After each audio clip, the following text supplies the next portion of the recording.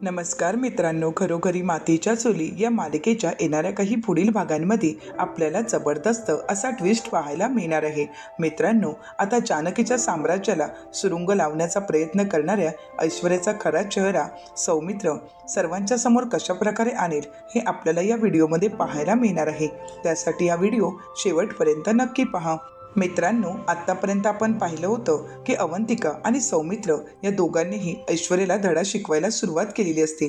एकीकडे अवंतिकाने घरच्या कारभाराच्या चाव्या या आता सुमित्राताईंच्या हाती सुपुत्र करत त्यांचा विश्वास संपादन करायला सुरुवातही केलेली असते, तर दुसरीकडे सौमित्राने सुमित्राताईंच्या मदतीने आता कंपनीचा कारभार आपल्या हाती घेतलेला असतो. आता कंपनीमध्ये पाऊल टाकताच सौमित्राने सयाजीरावांचं नाव बाजार समितीच्या यादीतून कमी केलेलं असतं. तर आता ना ऐश्वर्याच्या हाती घरची सत्ता ना आता कंपनीची सत्ता, ऐश्वर्याच्या हाती काहीच राहिलेलं नसतं. आता ऐश्वर्याच्या हाती येतं ते स्वयंपाकघर. आता रणदिवेंच्या घरावर आपली सत्ता गाजवण्याचं स्वप्न पाहणाऱ्या ऐश्वर्याला आता अवंतिकाने जागं केलेलं असतं आणि आता स्वयंपाकघर तिच्या हाती दिलेलं असतं. आता मात्र ऐश्वर्याची खूप चिडचिड होऊ लागते. ऐश्वर्याचे वडील ऐश्वर्याला फोन करतात आणि म्हणतात, हे काय झाले ऐश्वर्या? तर ऐश्वर्या म्हणते, आता जानकीने ऋषिकेशला तर घराबाहेर काढलं, परंतु ज्या दिवशी सौमित्र आणि अवंतिकाला घराबाहेर काढेल त्याच दिवशी खऱ्या अर्थाने या रणदिवे कुटुंबाचं साम्राज्य माझ्या हाती येणार आहे आणि लवकरच त्या दोघांनाही मी घराबाहेर काढेल. परंतु आता हे सर्व बोलणं अवंतिकाने ऐकलेलं असतं. आता अवंतिका सौमित्राला सांगू लागते. सौमित्र म्हणू लागतो, आता आपल्यालाच काहीतरी करावं लागेल की ज्यामुळे या ऐश्वर्याचा खरा चेहरा घरच्यांसमोर येऊ शकतो. तर अवंतिका सौमित्राला विचारते, सौमित्र आता काय करावं? तर सौमित्र म्हणू लागतो, काटानेच काटा काढावा लागेल आणि त्यासाठी आता आपल्याला आईचं मन जिंकावं लागेल. आतापर्यंत अवंतिका तू आईचं मन जिंकायला सुरुवातही केली आहेस. आता ज्याप्रमाणे ऐश्वर्याने आईचं मन जिंकलं होतं आणि आपली खेळी सुरुवात केली होती, त्याचप्रमाणे आपल्यालाही आईचं मन जिंकावं लागेल. ऐश्वर्याने आपली कारस्थानं करण्यासाठी आईचं मन जिंकलं होतं, परंतु आपल्याला आईचं मन जिंकायचं आहे ते म्हणजे आपलं कुटुंब, आपल्या दादा वहिनीला परत या घरामध्ये आणण्यासाठी. त्यांचा गेलेला मानसन्मान मला त्यांना परत मिळवून द्यायचा आहे आणि त्यासाठीच आता आपल्याला प्रयत्न करावे लागतील. अवंतिका म्हणते, सौमित्र तू जे काही बोलत आहेस ते सगळं काही ठीक आहे. तू सौमित्र आतापर्यंत ऐश्वर्याने जी काही कारस्थानं केली आहेत ती लवकरात लवकर उघड होणं शक्य नाही. त्यासाठी भरपूर असा कालावधी जाणार आहे. परंतु तोपर्यंत आपले दादा वहिनी गुलाबदादांच्याच घरी राहणार आहेत का? तर सौमित्र म्हणू लागतो, नाही, आपण त्यांची व्यवस्था कुठेतरी करायला हवी. मला माहीत आहे दादा आणि वहिनी यांचा सन्मान दुखावला गेला आहे, त्यामुळे दादा वहिनी आपण ज्या ठिकाणी त्यांना राहायला सांगू त्या ठिकाणी राहण्यासाठी तयार होणार नाहीत. परंतु आपल्या ओवीसाठी आपल्याला काहीतरी करावंच लागेल. अवंतिका काय करावं मला काहीच कळत नाही, कारण काही केलं तरी दादा मदत नाकारणार हे मला चांगलंच माहीत आहे. परंतु आपल्याला ओवीचा विचार तर करावाच लागेल. अवंतिका म्हणते, सौमित्र मी एक सुचवू का तुला? जर तुला मान्य असेल तर आपण दादावहिनीशी बोलू. तर सौमित्र म्हणू लागतो, बोल ना अवंतिका, अगं तू असं का विचारत आहेस? तर अवंतिका म्हणते, सौमित्र मला असं वाटत आहे की आमचं जे फार्म हाऊस आहे त्या फार्म हाऊसवर दादानी वहिनींना ठेवावं, कारण तसंही डॅड आता काही कामानिमित्त बाहेर गेले आहेत आणि डॅड एवढ्यात येणारही नाही आहेत. त्यामुळे तोपर्यंत फार्म हाऊसवर दादा आणि वहिनी राहिले तर काहीच हरकत नाही आणि तसंही तो फार्म हाऊस माझ्या हक्काचा आहे आणि माझ्या हक्काच्या जागी माझ्या दादा वहिनींना ठेवण्यासाठी मुली कुठलाही संकोच बाळगणार नाही. आणि तसंही तिथे जर दादा वहिनी राहिले तर ऐश्वर्या त्यांचं काहीच वाकडं करू शकत नाही. या घरातून तिने आपली सत्ता स्थापन करून त्यांना घराबाहेर काढण्याचा प्रयत्न केला, परंतु माझ्या हक्काच्या फार्म हाऊसवरून त्यांना बाहेर काढणं ऐश्वर्याला शक्य नाही आणि ते मी तसं होऊही देणार नाही. म्हणूनच सौमित्र मला असं वाटत आहे की दादा वहिनींना सध्या तरी आपण ऐश्वर्याचं कारस्थान उघडकीस येईपर्यंत आपल्या फार्म हाऊसवर ठेवलं तर काहीच हरकत नाही. सौमित्र म्हणू लागतो, अवंतिका खरंच खूप छान कल्पना आहे, परंतु तुझ्या डॅडला काही प्रॉब्लेम नसेल ना? अवंतिका म्हणते, नाही सौमित्र, डॅड काहीच बोलणार नाहीत, परंतु दादा वहिनी तयार होतील ना? सौमित्र म्हणतो, त्यासाठी आपल्याला दादा वहिनीशी बोलावं लागेल. तर आता सौमित्र आणि अवंतिका दादाशी बोलण्यासाठी गुलाबदादांच्या घरी जातात. तर अवंतिका म्हणू लागते, दादा वहिनी मला तुम्हाला काहीतरी सांगायचं आहे. ऋषिकेश म्हणू लागतो, काय झाले अवंतिका? तुला घरामध्ये कोणी त्रास देत आहे का? तसं असेल तर मला सांग, तू माझ्या बहिणीसारखी आहेस. तुला जर कोण त्रास देत असेल तर ती मी खपवून घेणार नाही. तर अवंतिका म्हणू लागते, नाही दादा, मला कोणीही त्रास देत नाही, परंतु तुम्हाला होणारा त्रास मला सहन होत नाहीये आणि म्हणूनच मला असं वाटत आहे की तुम्ही काही दिवस जोपर्यंत हे सगळं काही नीट होत नाही तोपर्यंत माझ्या माझ्या डॅडच्या फार्म हाऊसवर म्हणजे माझ्या हक्काच्या फार्म हाऊसवर राहायला जायचं आहे. तर आता ऋषिकेश म्हणतो अवंतिका नाही, हे शक्य नाही. तर सौमित्र म्हणू लागतो दादा तू असं का विचार करतोयस? मला माहीत आहे तुझा स्वाभिमान दुखावला गेला आहे आणि म्हणूनच तुला असं वाटत आहे की कोणाचेही उपकार नकोत. तर अवंतिका म्हणते दादा आताच तर तुम्ही मला म्हणालात ना की तू माझ्या बहिणीसारखी आहेस, मग बहिणीचं ऐकणार नाही का तुम्ही? अहो जर तुम्ही मला बहीण मानत असाल तर बहिणीच्या घरी जाण्यासाठी हा असा विचार करावा लागत आहे. तर सौमित्र म्हणू लागतो दादा अरे तुमचा विचार नसेल परंतु ओवीचा तर विचार करावाच लागेल ना, कारण आपल्या ओवीने आतापर्यंत असं जीवन कधीच जगलं नाहीये. खरं तर ओवीच्या आयुष्यात असा दिवस कधी आलाच नाहीये. दादा वहिनी मला माहीत आहे या सगळ्या दिवसांमधून तुम्ही गेला आहात आणि म्हणूनच तुम्हाला या सगळ्याची सवयही आहे आणि तुम्ही सहनही कराल.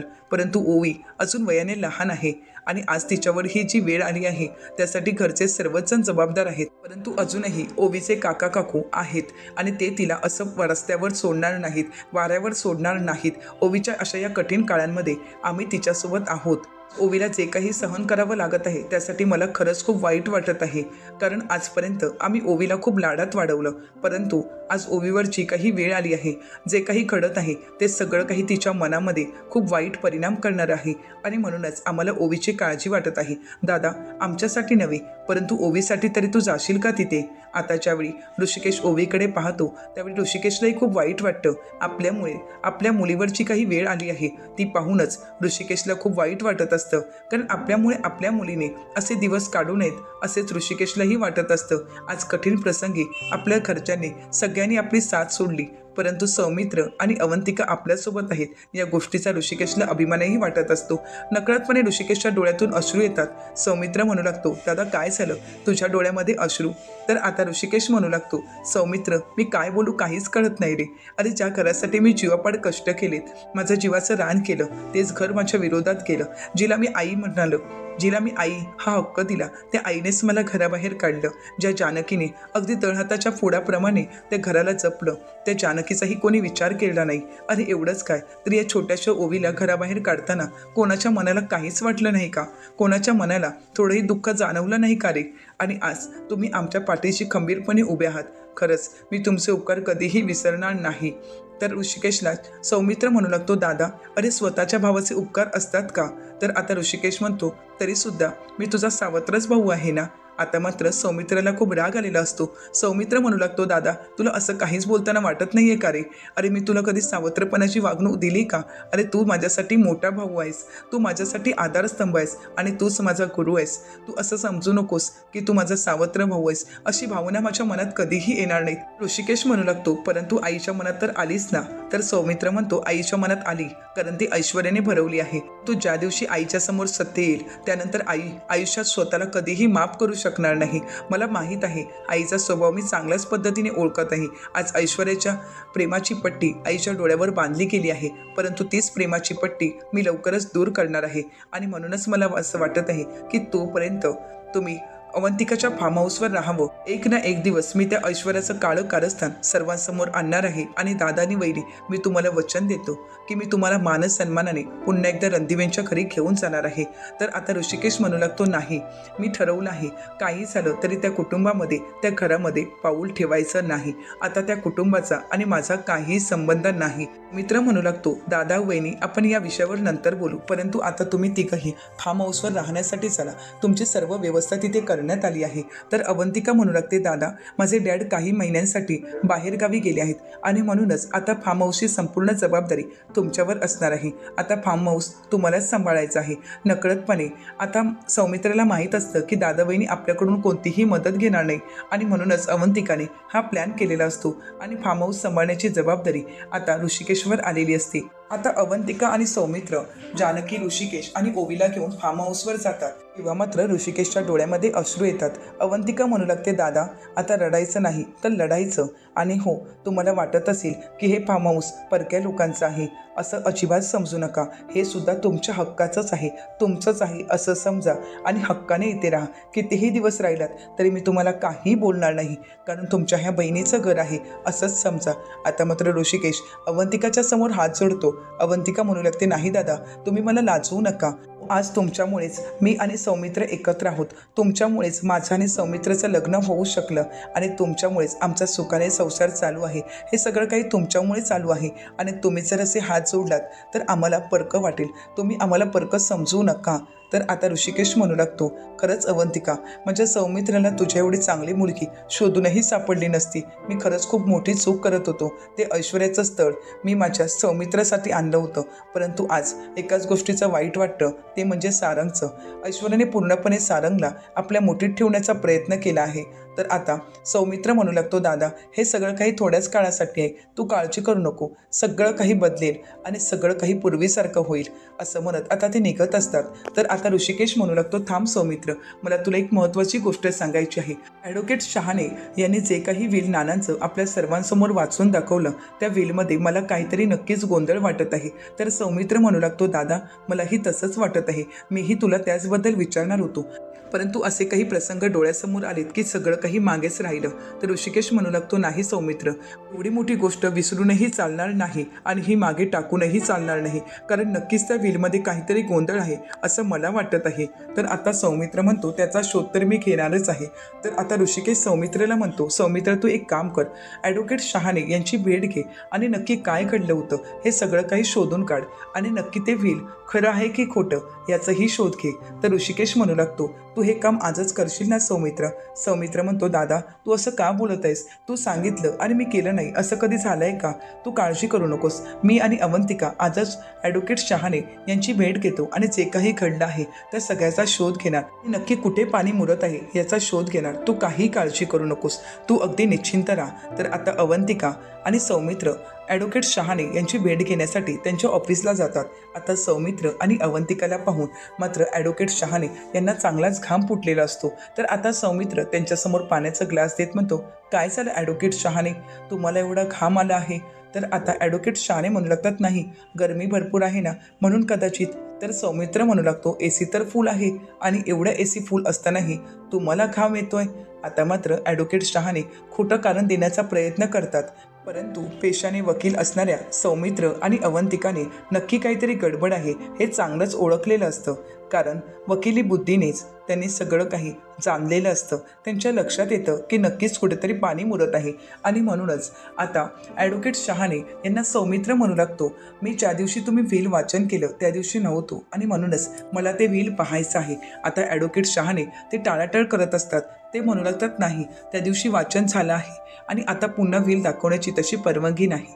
तर आता सौमित्र म्हणू लागतो, परंतु ॲडव्होकेट शहाणे, तुम्ही एक गोष्ट विसरता, मी सुद्धा ॲडव्होकेट सौमित्र रणदिवे आहे, नानासाहेब रणदिवे यांचा मुलगा आहे आणि मुलगा या नात्याने आणि एक वकील या नात्याने मला ते व्हील वाचन करण्याची परवानगी आहे आणि तसंही नियमाप्रमाणे ती परवानगी असल्यामुळे तुम्ही ती परवानगी नाकारूही शकत नाही. तर अवंतिका म्हणू लागते, तुम्हाला तर माहीतच असेल, ते जर व्हील आम्हाला वाचन करायला नाही दिलं तर त्यानंतर काय शिक्षा होऊ शकते किंवा काय परिणाम भोगावे लागतील. आता मात्र ॲडव्होकेट शहाण्यांचा नाईलाज होतो आणि त्यानंतर ॲडव्होकेट शहाणे आता सौमित्राजवळ ते व्हील वाचन करण्यासाठी देतात. परंतु आता ते व्हील पाहताच अवंतिका आणि सौमित्राने ओळखलेलं असतं की ते व्हील खोटं आहे, एका खोट्या कागदावर बनवलेलं व्हील आहे. तर आता सौमित्र म्हणू लागतो, हे व्हील तुम्ही बनवलं आहे ॲडव्होकेट शहाणे, परंतु या व्हीलमुळे तुम्हाला शिक्षाही होऊ शकते. तर आता शहाणे हात जोडत म्हणतात, प्लीज सौमित्र सर, तुम्ही असं काहीही करू नका. तर सौमित्र म्हणतो की नाही, तुम्ही जर आम्हाला सत्य सांगितलं नाही तर आम्हाला हे पाऊल उचलावंच लागेल.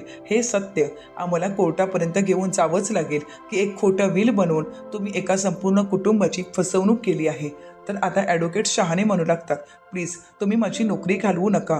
मला माहीत आहे, तुम्ही जर या व्हीलबद्दल कोर्टामध्ये सांगितलं तर एका क्षणामध्ये माझी नोकरी जाऊ शकते, माझ्या मुलाबाळांवर उपासमारीची वेळ येऊ शकते. तर आता सौमित्र म्हणू लागतो, परंतु तुमच्यामुळे माझ्या दादा बहिणींवर हीच तर वेळ आली आहे.